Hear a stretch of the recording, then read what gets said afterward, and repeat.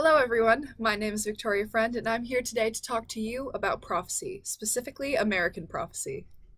The tradition of American prophecy has been carried throughout history by a pantheon of mostly men, using English language and the written word to convey their message. However, I would argue that the future of prophecy lies not in written English works, but rather in new forms of media and the increasing advent of bilingualism. This especially concerns Spanish, en este video voy a explicar la historia de profecía y el movimiento nuevo de profecía en los Estados Unidos. También voy a utilizar las formas nuevas de profecía que estoy describiendo, enfocando en video y redes sociales y también la lengua de español. Pero antes de hablar del futuro, es necesario entender el pasado. Alright folks, let's talk about the history of prophecy. Prophecy, as defined by the Oxford English Dictionary, refers to that which is done or spoken by a prophet, the action or practice of revealing or expressing the will or thought of God or of a god, divinely inspired utterance or discourse, the gift of this divine inspiration itself. The first recorded use of the word occurred in circa 1225 in reference to St. John, but in the ensuing 800 years, the idea of prophecy has evolved a great deal. In this class, we've discussed prophethood in America and how the greats such as Thomas Jefferson, Abraham Lincoln, or Martin Luther King Jr., among others, have truly left a mark on American society through their strong use of the written word and rhetoric. However, just as it required a great deal of evolution to get from the prophetic message of St. John in 1225 to the similarly prophetic message of Dr. King in the 1960s, so too is there a requirement for great evolution right now. Now more than ever, we need to see a distinct shift in the conveyance of prophecy to meet the new technological and social interests of the current generation. That's where the two factors I mentioned earlier, bilingualism and social media, come in. So let's start with bilingualism. Primero, es muy importante notar que inglés y español no son los únicos idiomas en todos los Estados Unidos. De hecho, el Departamento del Censo de los Estados Unidos cuenta aproximadamente 42 grupos de lengua con 1,333 dialectos individuales que se habla actualmente en los Estados Unidos. Siendo honesta, no tengo el tiempo hoy para hablar en casi 1,333 dialectos. Por eso, voy a hablar solo de la relación entre español e inglés. A partir del año 2015, el número de hispanoparlantes en los Estados Unidos llegó a ser 52.6 millones de personas y sigue creciendo. Hoy en día, solamente México tiene más personas que hablan español. Tiene 121 millones de personas comparado con 52.6 millones en los Estados Unidos. Este hecho significa que hoy en los Estados Unidos hay más hispanoparlantes que en todo el país de España. En términos de profecía, esto significa que hay un porcentaje enorme de la población viviendo en los Estados Unidos que hasta ahora no ha tenido un profeta que pueda hablar directamente en su lengua principal. Significa también que no hay un profeta que puede relacionarse directamente a los problemas únicos de su comunidad. Esta gente no tiene los gustos de Lincoln o King. Estamos todavía esperando por un profeta que puede representarla en la arena nacional. Por esta razón, la capacidad de hablar dos idiomas, español e inglés, y contactar la gente está muy importante para las profetas del futuro. Los profetas americanos que hemos estudiado en clase han demostrado absoluta maestría de la lengua que usaron. Por eso, es obvio que un profeta que pueda dominar y comunicar en dos lenguas naturalmente, más que nada en una lengua que está marginada ahora, puede cambiar el futuro de los Estados Unidos. Pero lenguaje es solo una parte de este futuro. También se necesitan las redes sociales. Now let's move on to the second part of this prophetic puzzle, social media.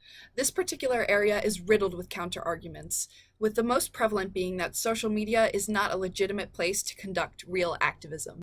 As Shonda Rhimes said in her commencement address at Dartmouth University, a hashtag does not make you Dr. King. However, I don't think that's necessarily a bad thing. Yes, Martin Luther King Jr. was much more prone to speeches than tweets, but with the current media revolution, tweets and social media are the new way to communicate to a large audience, especially if one doesn't have the immediate resources to march on Washington. As of 2013, Huffington Post reported that 500 million people log onto Facebook per day, and 175 million tweets are sent per day, making these two forms of social media some of the most effective ways to reach like-minded people around the world.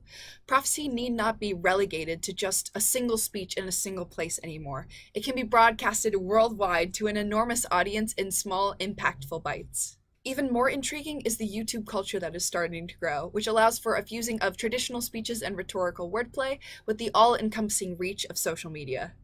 Per YouTube's 2018 press reports, the platform now has over 1 billion users and is available in 76 languages. It probably won't surprise you at all to learn that Spanish is among them. Furthermore, YouTube is able to reach more 18 to 34-year-olds than any cable network in the entire USA, making it the perfect platform for potential profits to reach out to young and determined people who feel passionately about the message they're spreading. YouTube also allows for a simulation of one-on-one interaction while also creating a community.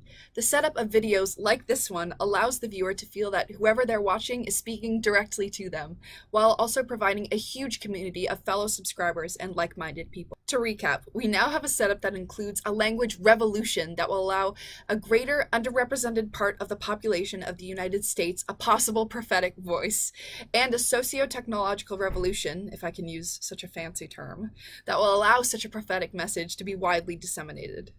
The question remains, though, where exactly do these two disparate fields meet? The answer? The two are already starting to merge. According to the Cervantes Institute, Perdón. A ver, ¿qué estábamos?